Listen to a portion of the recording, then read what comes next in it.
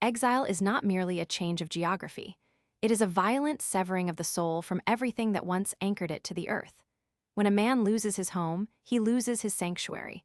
But when he loses his family in a furnace of orchestrated corporate malice, he loses his fundamental geometry. Up becomes down. Righteousness becomes a cruel joke. Faith becomes a hollow, echoing chamber of agonizing silence. For Kiran, the sprawling, neon-drenched metropolis that once felt like a vibrant tapestry of human connection has transformed into a massive, sprawling graveyard of glass and steel. Every blinking billboard, every honking horn, every drop of polluted rain feels like a personal mockery of the ashes he left behind in Sector 4. He is walking north. He does not know why, exactly. He possesses no map, no compass, and no destination. He is driven entirely by a primal, subterranean instinct that predates human civilization. The instinct of the wounded animal to seek the highest, most inaccessible ground before the predators return to finish the job. The physical toll of the explosion is a waking nightmare. Kiran's ribs, fractured by the concussive shockwave of the blast, grind together with a sickening friction every time he inhales the cold, smog-choked air. His hands, blistered and scorched from desperately digging through the burning rubble for his parents, are wrapped in dirty, improvised rags he tore from his own ruined garments. But the pain in his flesh is nothing compared to the absolute, freezing void expanding in his chest. Around his neck hangs the ancient silver pendant of Lord Hanuman. Once a source of deep, comforting warmth and spiritual certainty, it is now a blackened, scorched piece of twisted metal. It feels heavier now. It feels like an anchor dragging him toward the bottom of a pitch-black ocean. The rain washes over him in sheets, freezing him to the bone, but he does not seek shelter under the concrete overpasses. He ignores the strange looks of the highway stragglers and the midnight mechanics. To them, he is just another broken piece of urban detritus, a homeless vagrant swallowed by the unforgiving machine of the city. They cannot see the apocalyptic inferno still raging behind his hollow, traumatized eyes. They cannot hear the final, earth-shattering screams of his mother and father echoing in the chambers of his mind. Kiran is entirely disconnected from the realm of the living. He is a ghost haunting his own surviving body. He receives no answer from the storm. The city of Obsidian Corporation and its demonic architects fades into the rearview mirror of his fractured mind. The concrete jungle slowly begins to give way to the sprawling, desolate northern plains. The air grows noticeably thinner, sharper, and devoid of the choking sulfur of industrial progress. But with the fading of the city comes the terrifying reality of his physical limitations. The human body can only run on the adrenaline of pure trauma for so long before the biological bill comes due. The starvation begins to set in, gnawing at his stomach like a feral dog. The dehydration thickens his blood, and the cold, a creeping, insidious chill, begins to work its way into his bone marrow. You watched? You watched the fire take them? You sat in the heavens and you did absolutely nothing. Why let me crawl out of the ash? Why not let the roof fall on me too? 3 days, 72 hours of relentless mechanical forward motion. Kiran has not eaten since the morning before the massacre. He has sustained himself entirely on muddy rainwater, cupped in his scorched hands from roadside ditches. The world has begun to smear at the edges. His vision tunnels, presenting reality in a hazy, overexposed glare of harsh sunlight and deep, terrifying shadows. The delirium has taken hold. The mind, desperate to protect itself from the unbearable reality of the present, begins to project ghosts into the desolate landscape. He stumbles off the crumbling asphalt shoulder and into the dry, cracked earth of the plains, chasing the auditory phantom. He reaches out with a trembling, blistered hand, his fingers grasping at nothing but the harsh, biting wind. The hallucination shatters, leaving him entirely alone in the vast emptiness. The immense cruelty of his survival crashes over him once again. He falls to his knees, the dry earth puffing up in small clouds of dust around him. He is ready to die. He welcomes it. He closes his eyes, waiting for his heart to simply stop beating, waiting for the great, dark curtain to finally fall. Ma? Ma, is that you? I tried to find you. The stones were so heavy. Just as the final embers of his life force threaten to extinguish, a strange, profound synchronicity occurs. The blackened silver pendant resting against his sternum suddenly pulses with a distinct, searing heat. It is not the destructive heat of the corporate fire, but a restorative, penetrating warmth that shoots directly into his paralyzed heart. Kiran gasps, his eyes snapping open. The haze of delirium momentarily clears. He lifts his heavy, soot-stained head and looks to the extreme northern horizon. There, rising like ancient, slumbering titans above the curvature of the earth, are the foothills of the Himalayas. They are vast, jagged, and crowned with eternal white snow. They do not look like mere geological formations, they look like a challenge. They look like a fortress built by the gods themselves to keep the modern demons at bay. Fueled by a sudden, inexplicable surge of energy that defies all medical logic, Kiran forces himself back to his feet. The pull of the mountains is no longer a subconscious instinct. It is a physical tether, pulling him forward with the gravity of a black hole. He resumes his agonizing march, leaving the flatlands behind, and begins the grueling, terrifying ascent into the freezing dominion of the high peaks. Not here. I will not die in the dirt, not where they can find me. The transition from the plains to the foothills is brutal and unforgiving. The incline is steep, punishing every shattered rib and bruised muscle in Kiran's body. The air grows dangerously thin, forcing him to take rapid, desperate gasps that burn his lungs like inhaled glass. As twilight descends, the temperature plummets below freezing. The sparse vegetation gives way to jagged, monolithic walls of gray stone and patches of old, hard-packed snow. The shadows lengthen, turning the landscape into a terrifying, alien world. Kiran's thin, ragged cotton clothes offer absolutely no protection against the biting, sub-zero wind. Frost begins to form on his eyelashes and the frayed edges of his garments. But there is no tree line. There is only a vertical labyrinth of ice and stone. His body has completely cannibalized its own muscle tissue for energy, and now there is nothing left to consume. The hypothermia moves past the stage of violent shivering and enters the terrifying, lethal phase of absolute numbness. The pain in his broken ribs fades, replaced by a heavy, seductive warmth that begins to spread from his core, a physiological lie told by a dying brain. He is crawling now, his bloody hands leaving dark, freezing smears on the pristine white snow. He looks up, his vision narrowing into a tiny, dark tunnel. Just a little further, have to reach the tree line. Through the blinding flurry of snow, a shape emerges on a rocky outcropping 10 feet above him. It is a large, solitary Himalayan langur. Its silver fur blends perfectly with the storm, but its dark, intelligent face is striking against the white backdrop. It sits perfectly still, seemingly completely unbothered by the freezing tempest, staring directly down at the dying boy. For a long, suspended moment, boy and beast lock eyes. The langur does not run. It does not bare its teeth. Instead, it slowly raises a long, dark arm, pointing distinctly toward a narrow, obscured crevice in the cliff face that Kiran had completely missed. A hidden passage veiled by a curtain of heavy, frozen vines. With the absolute last fraction of a percentage of his life force, Kiran drags his paralyzed body toward the hidden crevice. The space is incredibly tight, forcing him to squeeze his shattered ribs through the jagged stone. As he breaches the other side, the howling wind is instantly cut off. He falls forward into a small, sheltered stone alcove. It is still freezing, but he is out of the lethal, biting storm. He collapses face first onto the solid rock floor. His eyes roll back. The blackened pendant slips from his grip, striking the stone with a hollow ping. The darkness rushes in, absolute and total. The ultimate devotee finally stops fighting, surrendering his broken vessel to the silence of the ancient peaks. I died. Or another ghost. Does it matter? Awareness returns to Kiran not as a sudden jolt, but as a slow, rising tide of warmth. The biting, agonizing numbness of the ice is gone. Instead, he feels the heavy, comforting weight of thick, hand-woven woolen blankets pressing down on him. The sharp, toxic smell of city smog and burnt ash has been entirely replaced by the crisp, intoxicating aroma of mountain pine and medicinal herbs. He does not open his eyes immediately.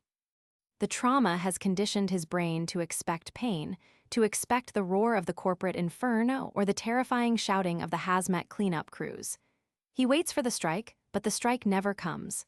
There is only peace. A profound, unshakable, ancient peace. Ah, where am I? Do not try to move, my friend. You have broken 3 ribs, severely bruised your internal organs, and you are in the final lethal stages of severe hypothermia. Your body requires stillness, and your spirit requires rest. Kiran blinks, his vision slowly coming into focus. He is lying on a simple, sturdy wooden cot in a large, rustic room built entirely of heavy, unpolished stone and massive timber beams. A large, roaring fire burns in an open hearth against the far wall, casting a warm, dancing golden light across the room. Standing over him is a man in his late 20s. He has a shaved head, a thick, dark beard, and kind, incredibly clear eyes. He wears simple, faded saffron robes wrapped tightly over a thick woolen sweater. This is Madhav, a senior disciple of the hidden ashram. He does not look at Kiran with pity or morbid curiosity. He looks at him with a profound, calm compassion that feels entirely alien to the boy from the modern city. Ah, the storm! I was in the ice. The monkey. It pointed the way. Who are you? Are you with Obsidian? Obsidian? I do not know what that is, my friend. I am Madhav. We found you collapsed in the outer caves during the blizzard. You were half buried in the snow. If our master had not insisted we check the perimeter despite the storm, you would have perished before dawn. Safe? Nobody is safe. They burned it all. They locked the doors and they burned my mother. They burned my father. You have to hide. If they know I am here, they will send the black trucks. They will burn this place too. Madhav's absolute certainty, his unshakable calm, acts as a temporary tourniquet on Kiran's bleeding panic. He looks at the thick stone walls, at the simple, ancient tools lining the shelves, and at the roaring fire that provides warmth without destruction. The stark, overwhelming contrast between the hyper-modern, demonic corporate world he fled and this ancient, grounded reality is dizzying. He reaches up to his chest, his fingers searching frantically. Breathe. Just breathe. Your mind is trapped in the fire, but your body is here, in the sanctuary. Look at the stone walls, Kiran. They have stood for 500 years. No trucks can reach this elevation. No. My pendant, where is it? It was clutched in your fist so tightly we had to pry your frozen fingers open to treat the frostbite. It is badly scorched. You have walked through a terrible fire, my friend. The fire took everything. It left only ash. Fire consumes the wood, yes, but it tempers the steel. Rest now. Tomorrow, when you are stronger, the master wishes to speak with you. He has been waiting for you. 24 hours of intense herbal treatments, heavy sleep, and pure, uncontaminated food have performed a minor miracle on Kiran's broken frame. He is still incredibly weak, walking with a heavy limp and moving with agonizing slowness to protect his ribs, but the lethal edge of his physical trauma has been blunted. He steps out of the healing room and into the central courtyard of the ashram. The sight is utterly breathtaking. The ashram is built directly into the side of a sheer, massive mountain cliff. The structures are ancient, carved from the rock itself, connected by narrow stone bridges and wooden walkways suspended over dizzying, bottomless gorges. Below, a sea of thick, white clouds blankets the earth, completely cutting the ashram off from the corrupted world below. It is a fortress of profound spiritual isolation. In the center of the courtyard, sitting perfectly still in the full lotus position on a large, flat granite slab, is an elderly man.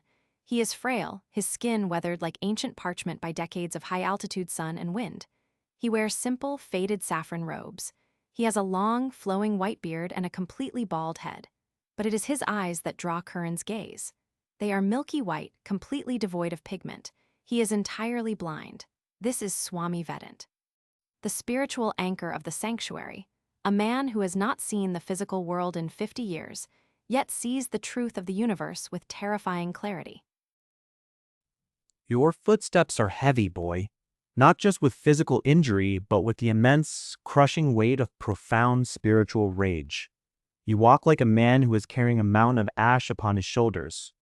Madhav said you wanted to see me, though I suppose see is not the right word. The physical eyes are highly overrated, Kiran. They only show us the surface of things. They show us the polished suit, but not the demon wearing it. They show us the glass tower, but not the blood mixed into its foundation. Come, sit beside me. Let the mountain wind cool the fever in your mind. The word Rakshasas hits Kiran like a physical blow. The ancient term for demons, monsters from the epics he used to read with his father. To hear it spoken here, on top of the world, with such absolute, terrifying sincerity, makes the hair on the back of his neck stand up. How do you know my name? I never told Madhav.